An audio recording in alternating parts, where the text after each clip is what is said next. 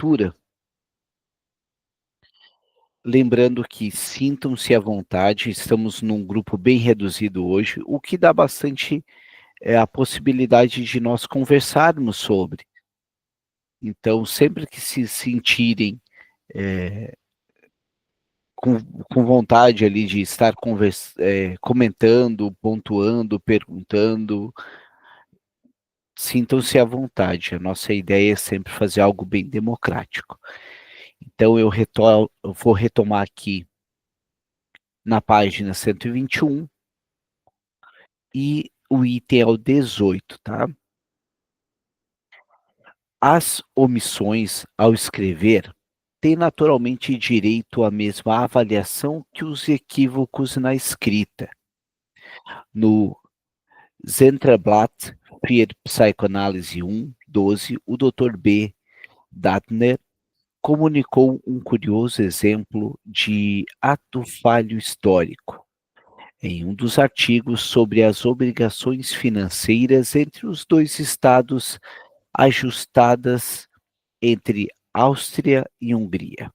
No ano 1867, a palavra efetivo, effective, foi omitida da tradução húngara, e Dattner considera provável que a isso contribuirá a corrente inconsciente dos redatores do legislativo húngaro em conceder à Áustria o menor número possível de vantagens. Observe aqui que o ano é 1867, né? Isso aqui é antes do Freud. Também temos todas as razões para supor que as repetições tão frequentes da mesma palavra, tanto na escrita quanto na cópia, perseverações não sejam igualmente sem importância. Se aquele que escreve colocar a mesma palavra que acabou de escrever uma segunda vez no papel, provavelmente está mostrando com isso que não lhe foi fácil livrar-se dessa palavra, que nesse lugar ele teria querido dizer algo mais, que no entanto ele omitiu ou algo assim.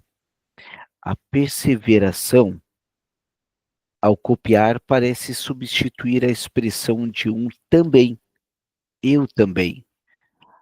Auschwitz.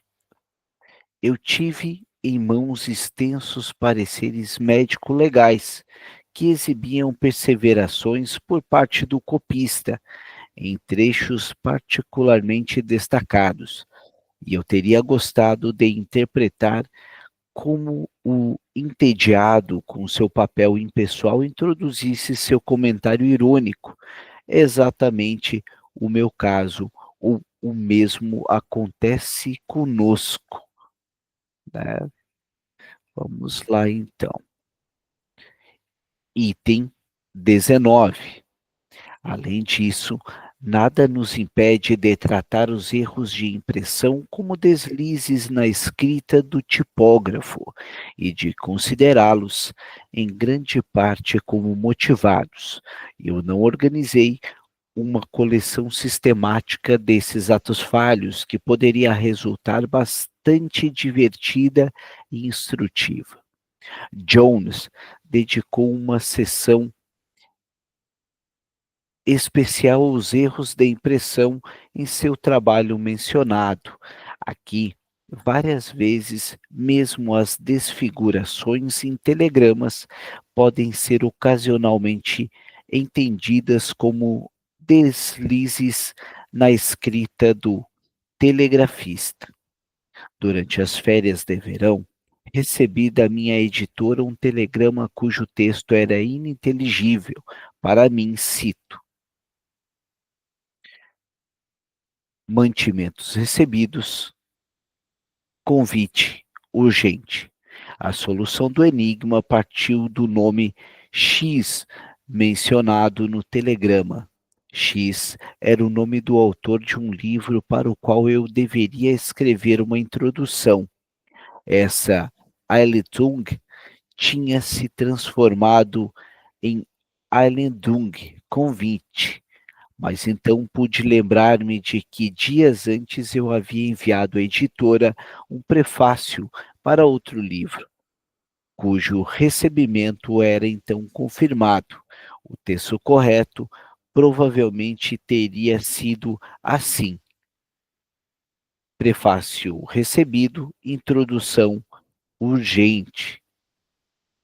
Podemos supor que ele tenha sido vítima de uma elaboração pelo complexo de fome do telegrafista, na qual, aliás, as duas metades de frase entraram em uma concatenação mais estreita do que pretendia o remetente. A propósito, é um belo exemplo de elaboração secundária, como se pode demonstrar na maioria dos sonhos. A interpretação dos sonhos, capítulo sobre trabalho dos sonhos.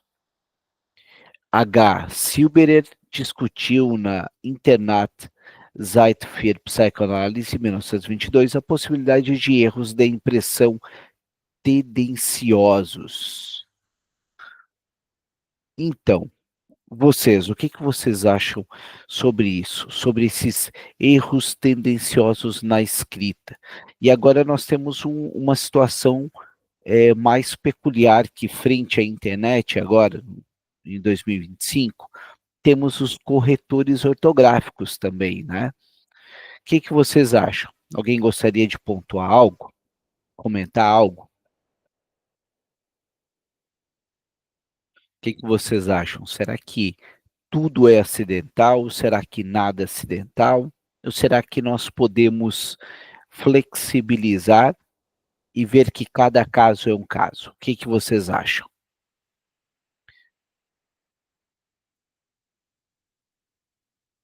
Claudemir, bom dia. Bom dia, Michel. Bom dia a todos. Então, o que eu posso trazer aqui, né? Vamos seguir mais um pouquinho aqui, então. Ocasionalmente, outros autores apontaram erros de impressão ao contestar uma tendenciosidade, como o artigo de Stoffer. Johanna, agora que tu retornasse aqui, queres pontuar alguma coisa, compartilhar a respeito ali, né, sobre esses erros de escrita, né? O que tu acha? Quando um corretor ortográfico, será que ele pode ser considerado um ato falho? Qual é o teu ponto de vista? Não vamos no certo e errado, vamos só numa associação livre. O que tu acha? Ao teu ver, pela tua experiência própria. Olha, muitas vezes, a gente pode se esconder atrás colocar a culpa no corretor ortográfico, quando na verdade a gente talvez falou algo que gostaria de ter dito, né, mas, se esconde atrás, né, do corretor. Então, talvez exista, assim, como você falou antes, cada caso é um caso, né, não vamos reduzir tudo a É ou não é? uma intenção, escondida, né, mas, sim, muitas vezes, principalmente nos tempos atuais, a gente pode pensar em atos falhos, da escrita, né, e ter uma fachada ali, ter um bode expiatório no qual colocar a culpa, acredito que possa existir muito isso. Tu fez eu lembrar de uma expressão que soa meio Milor Fernandes a propósito, que diz o seguinte: se você está rindo é porque você já encontrou em quem pôr a culpa. Né? Uhum. Frente a um trabalho em equipe, por exemplo. Né? Se tu já está rindo, ok. Já aliviei a tensão porque eu já posso ter esse bode expiatório para responder por mim. Dessa forma, eu não serei punido pelo papai e pela mamãe de ser castigado. Né? Haja vista que, para alguns autores, nós temos sempre a mesma peça de teatro, só vamos mudando os atores ao decorrer da vida. Interessante essa forma de pensar, assim. Né? Vamos lá, vamos pensar psicanaliticamente. Temos o primeiro amor do sujeito, aí o Freud fala isso também, que é a mãe, é o primeiro. Aí temos ali no Édipo o sujeito do pai, então temos essa relação função pai, função mãe no primeiro momento. As relações objetais com outros pode ser muitas vezes personificada na relação com irmãos, tanto que sujeitos que tiveram relações truculentas com seus irmãos, vocês verão nas clínicas a ser investigado, né, o sujeito com as relações sociais muito complicadas, muitas vezes está atrelado a uma relação entre irmãos também, por deveras bem truculenta. Mas a gente pode ir um pouquinho mais adiante aí, vamos refletir juntos sobre essas relações. A Françoise Dolto, ela tem um termo, eu não consigo lembrar no momento para dizer para você se é família unicelular ou monocelular. Núcleos familiares, monocelulares, eu acho que é. Que ela diz que isso daí, estamos falando já de algumas décadas. Muitas crianças que a gente veja na contemporaneidade como autistas, muitas vezes são famílias de núcleos monocelulares. São famílias muito fechadas em si mesmo e que dão a impressão que há uma questão de autismo em curso. Mas é o fato das famílias serem. E na contemporaneidade sabemos que as famílias cada vez têm menos filhos.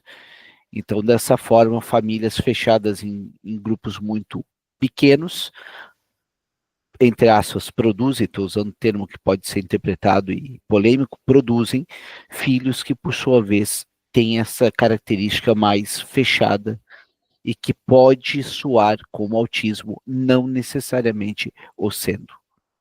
Né? E o que vocês acham sobre isso? Qual é a leitura que vocês fazem sobre isso?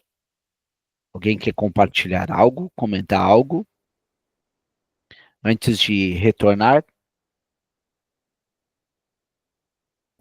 Olha, Não? Michel, eu não sei falar muito agora sobre essa questão, sobre o que você falou do autismo, ainda não me sinto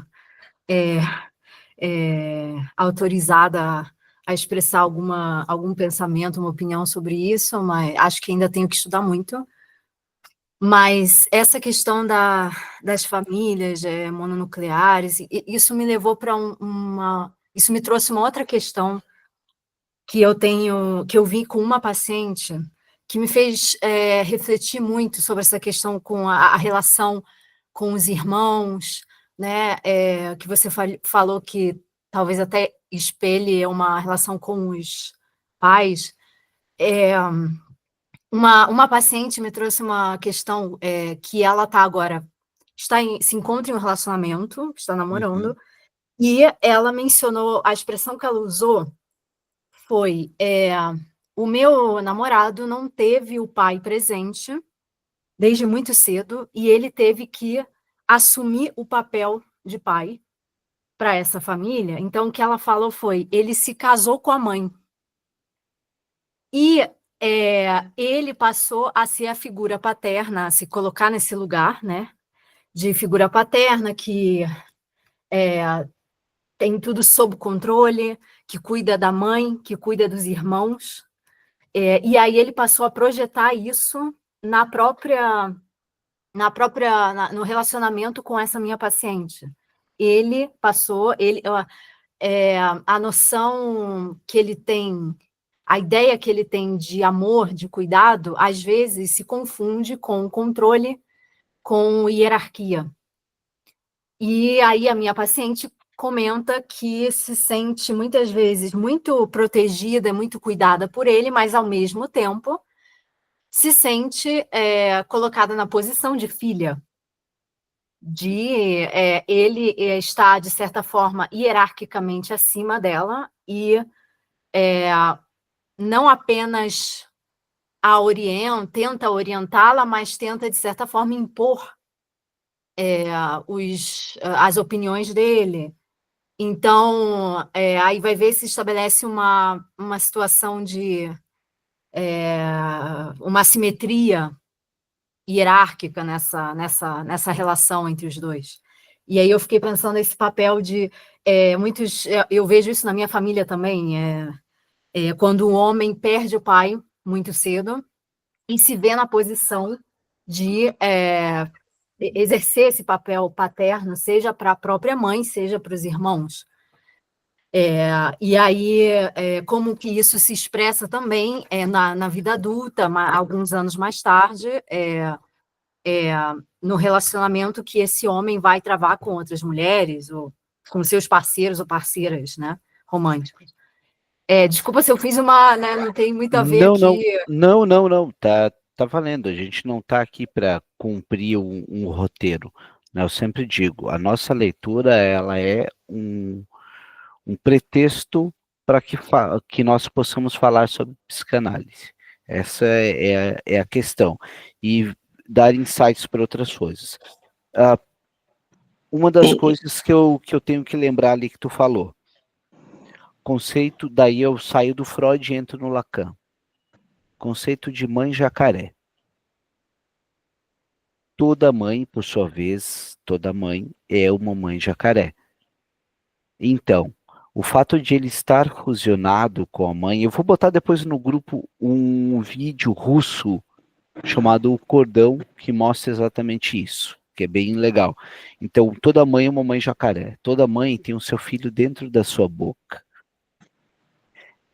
O Freud fala sobre a castração do filho, o Lacan fala da castração do filho, tipo dizendo, ei, essa mulher não é sua. Mas o Lacan estende no nome do pai e fala sobre a castração do filho, da mãe também, dizendo, ei, ele não é parte do seu corpo, ele tem uma vida própria. Lembrando que a castração não propriamente é pelo pai homem, mas é pelo pai função, que pode ser inclusive o trabalho da mãe. Tá? Então, e sim, é muito, muito comum isso que tu disseste, é um sujeito que amadurece e assume uma função que não é a sua. Mas lembrando que o que está em curso, vejo nitidamente um conceito de mãe jacaré, um filho fusionado à mãe e a mãe fusionada ao filho, porque a mãe por si só ela não vai facilitar a saída dele, tá? E aí, se não há essa castração, temos uma psicose em curso. Uma mãe jacaré que tem o seu filho dentro da boca propicia uma psicose, que pode ser uma melancolia, pode ser uma paranoia, pode ser uma esquizofrenia. Provavelmente deve ter havido uma castração, provavelmente. Só que isso daí a gente só vai saber se fazer uma análise com ele. Mas é importante deixar bem claro, o filho não alivia, mas a mãe também não vai aliviar. Cabe a ele entender qual é a função dele, e na função de filho consiste em não ficar fusionado com essa mãe. Segundo ponto, o amor que tu disse que ele tem, né, um amor meio de neurótico obsessivo. O neurótico obsessivo não gosta da falta, não se atém com a falta, e por sua vez ele quer controlar tudo. Fala demais, os atos religiosos.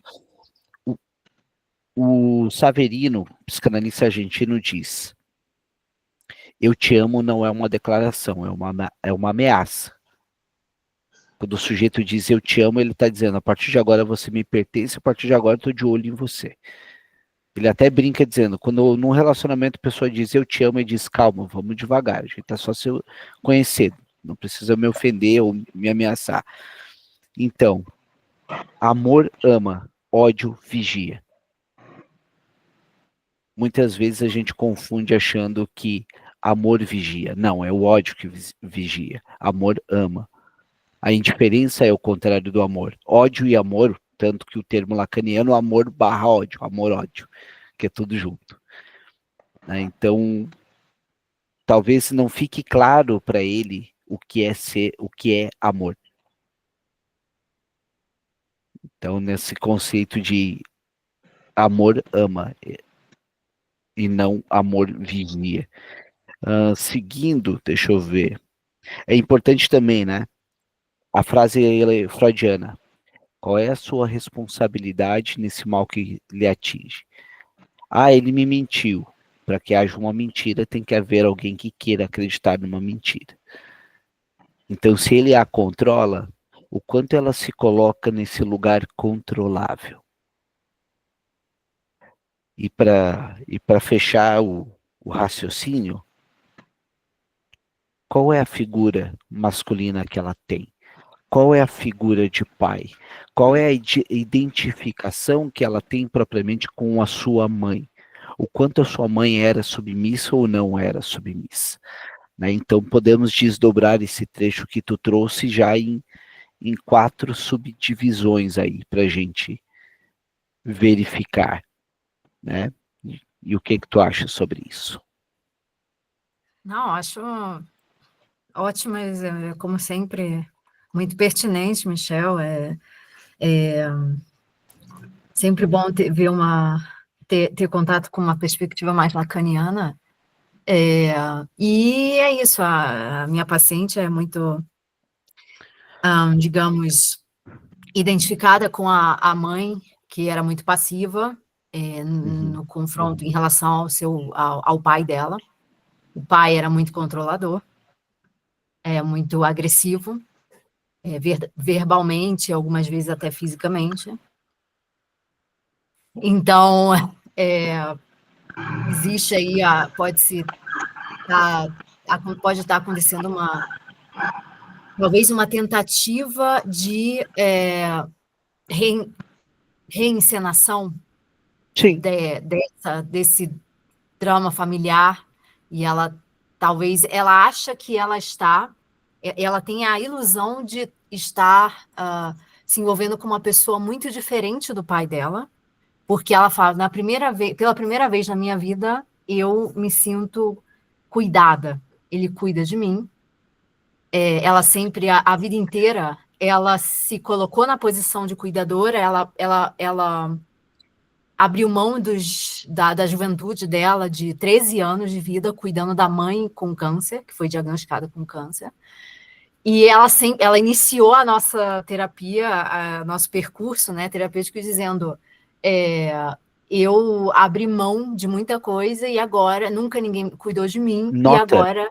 Nota uma coisa, que tu me disse que ele, o marido, teve que cuidar da mãe desde muito cedo. Ela estava falando dele ou ela está falando dela? Ela não estava te falando dele. Ela estava falando dela. Olha só. Né? Eu tive que abrir mão da juventude. Não foi ele que abriu mão da juventude. Né? Até mesmo porque lembra o conceito do Sartre, por sua vez, reproduzido no Lacan, que o outro não existe. O outro não existe. Quando Pedro... Todo mundo atribui Freud, mas não é do Freud, eu acho que é da Bourdieu. Quando Pedro fala do Paulo, ser mais do Pedro do que propriamente do Paulo. Né? Então, acredito que gira muito o teu grande desafio, provavelmente deve estar no início de percurso, pela linha narrativa que tu está me dando, deve estar no início de percurso. Então, ela tem diversas projeções. Né? Nota que o narcisismo primário, o conceito da fase anal, da fase oral, anal e fálica, ela gira muito nesse narcisismo primário, gira muito entre conceitos de introjeção e projeção, aí trazendo um pouquinho o Ferenczi para a conversa e a Klein. Né? Tu introjeta o que é bom e tu projeta aquilo no outro que é ruim. Então, no discurso dela, soa um discurso ainda muito projetivo, um discurso de negação, naturalmente. A gente pode fazer até um paralelo ali com Sun Tzu, a arte da guerra, embora eu acho que a gente deva evitar essa questão tão bélica, mas lembrando o Caligares quando diz, nunca encare o sintoma de frente, né? Sempre vai bordeando. Mas no primeiro momento há toda uma defesa, toda uma resistência, e a tua função acaba sendo muito o espelho, para mostrar para ela coisas que supostamente seriam óbvias. Só que na clínica psicanalítica, o que é o óbvio? Né? O óbvio tem que ser dito, porque o óbvio para ti não é o óbvio para mim. Né? O real está só lá. Como tu vai simbolizá-lo, aí tem todos os fatores, né? Mas é legal, eu acho bacana essas conversas que a gente tem a possibilidade de falar de casos, porque a gente está falando exatamente da clínica. A leitura, ela tem muito esse propósito, né, e compartilhando com vocês uma visão, eu conversava ontem com um amigo. Quanto mais eu leio, quando chega na hora da clínica e a gente está ali, eu tenho uma sensação de haver um terceiro no setting comigo e que aquele terceiro fica me dando conceitos. Né? Aquele terceiro é ele que vai estar dizendo para mim, ei, olha só, observa nessa relação mãe-bebê, observa o Winnicott aí, ó, nesse discurso dela. É uma sessão de análise é o tempo de ver, o tempo de compreender, que tu vai elaborando, e o tempo de devolver aquilo que tu viu. Mas se vocês usam a Ana M, dá para ter um norte que o ideal é um 80-20 no máximo. Nós falamos pouco. Quanto mais o nosso analisando falar, melhor para ele. Mas sempre lembrando, uma associação livre não é uma associação solta. Sim, Né? sim. O Lacan falava estar preso ao nome do pai. Eu vou ler mais um pouquinho e depois a gente comenta mais alguma coisa, inclusive se alguém quiser trazer algum caso, alguma observação, até do social, a gente vai conversando aqui, que é para isso o nosso encontro.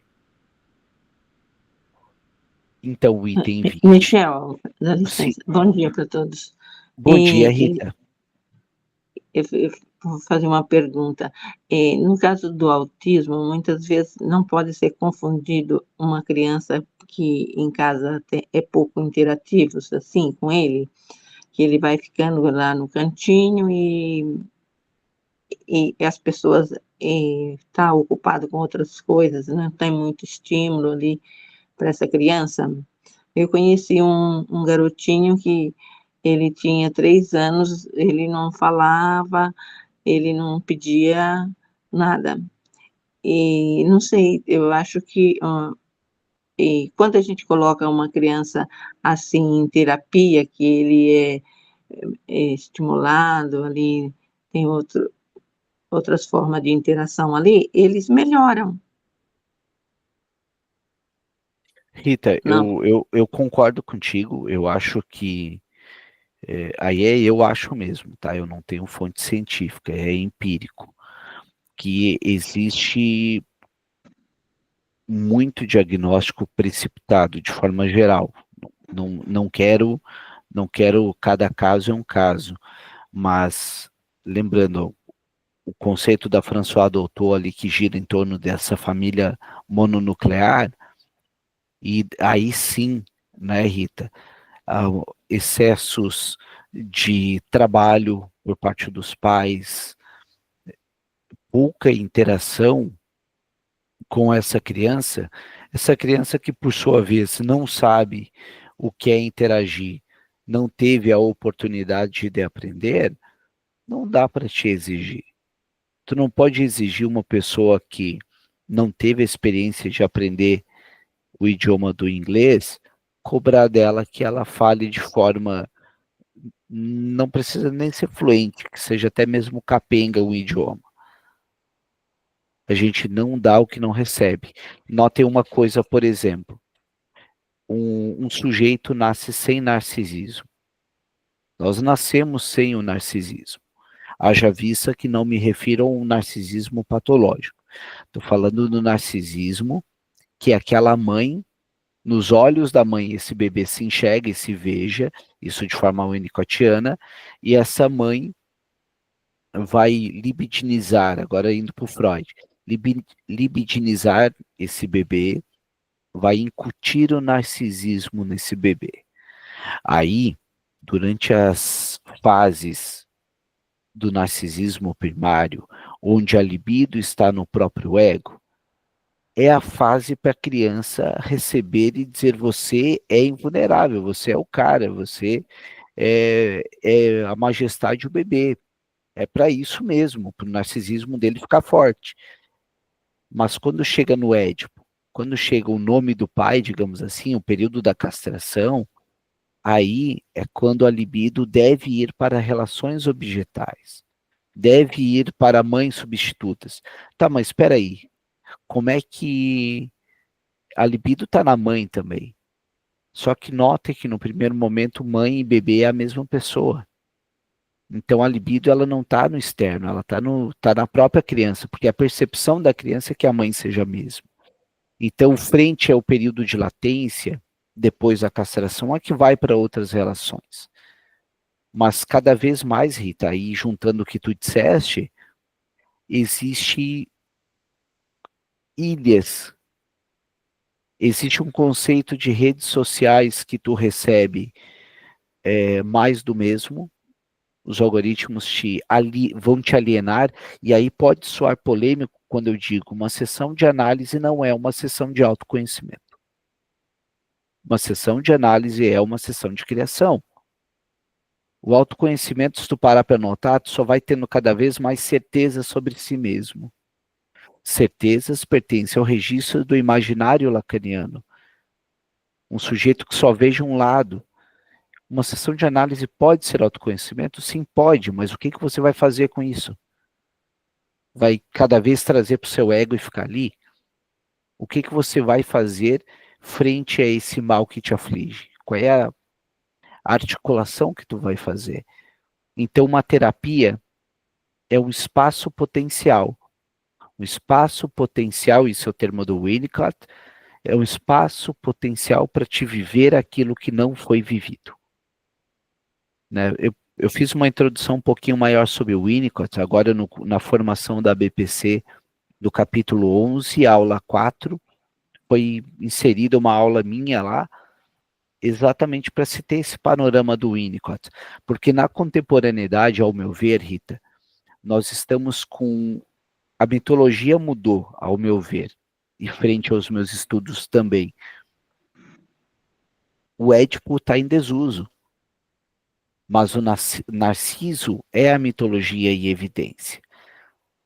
Nós temos sujeitos que não existem, que não tiveram experiências, e o espaço potencial, que é uma sessão de terapia, uma sessão de análise, é um espaço potencial para aquele sujeito viver o que até então ainda não viveu.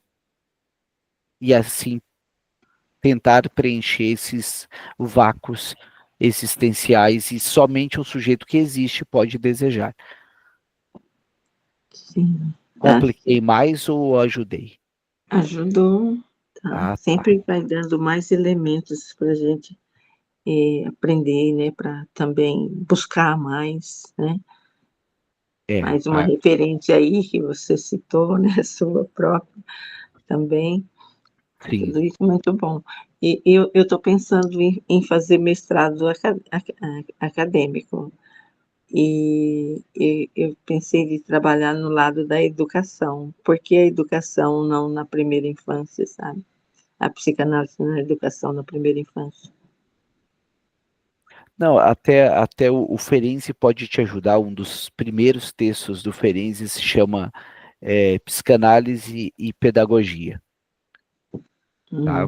Porque, enfim, início de jornada que começa do lado errado, não dá para esperar que vai...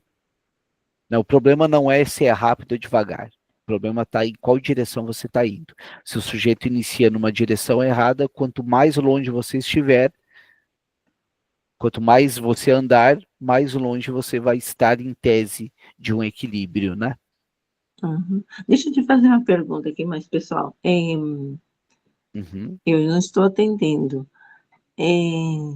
Pensar no mestrado mesmo assim, eu acho que é bom, porque é um estudo, né? Vai É, aprofundar. Rita, eu acredito assim, ó, é importante a gente entender a subjetividade de cada caso, né? Há pessoas que amam a clínica. Eu, particularmente, acho que psicanálise é da prática para a teoria, né? Eu estou seguindo Uhum. agora os meus estudos como toda, baseado sempre o tripé psicanalítico, né? Que muita gente atribui o Freud, mas alguns textos dizem que foi o Karl Abraham quem idealizou o tripé psicanalítico e sugeriu ao Freud. Então, todo psicanalista tem que ter a teoria, a E a análise prática? e a É isso. supervisão. Isso, na parte É. da análise, a gente entra na prática.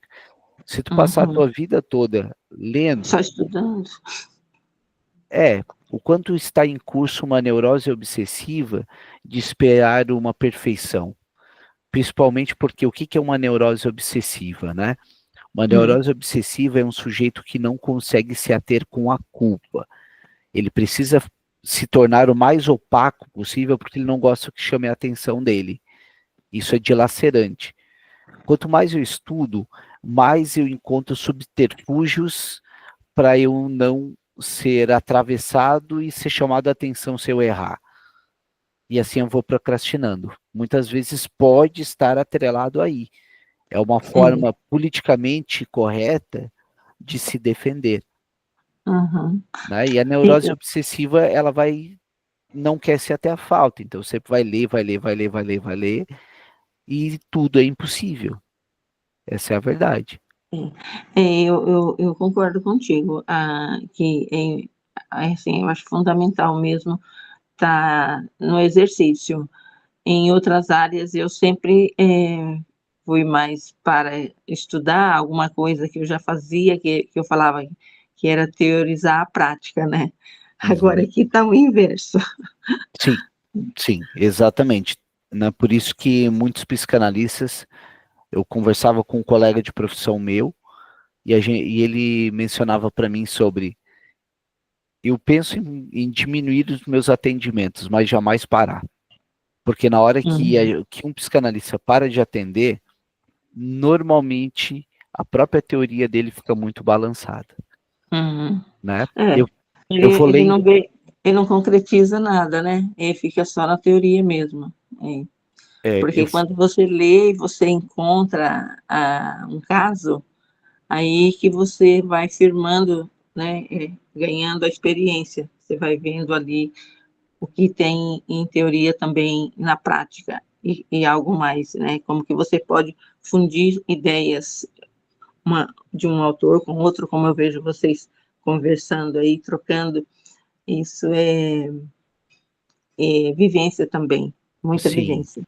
sim, eu É. vou ler o item 20, daí para a gente poder, a prática além da leitura, bem isso mesmo, Claudemir. Vou ler o item 20 para a gente dar continuidade ao nosso dia.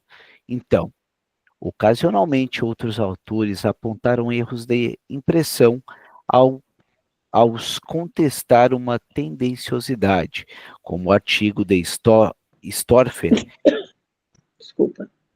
Tudo bem. O demônio político de impressão. A pequena nota que reproduzo aqui. Um erro político de impressão encontra-se no número de MERS, de 25 de abril deste ano. Em uma carta vindo de Argiocastro, foram reproduzidos comentários de Zógrafos, o líder dos epirotas, insurretos na Albânia, ou, se desejar, o presidente do governo independente do Epiro. Ela incluía, entre outros, acreditem em mim, um Epiro autônomo, seria do mais profundo interesse para o príncipe Vaite. Nele, ele poderia cair, sic styrzen, em vez de sic stutzen, apoiar-se, que a aceitação do apoio stutzi que os epirotas lhe ofereciam significaria a sua queda, olha só. provavelmente já sabia o príncipe da Albânia, mesmo sem esse erro de impressão fatal.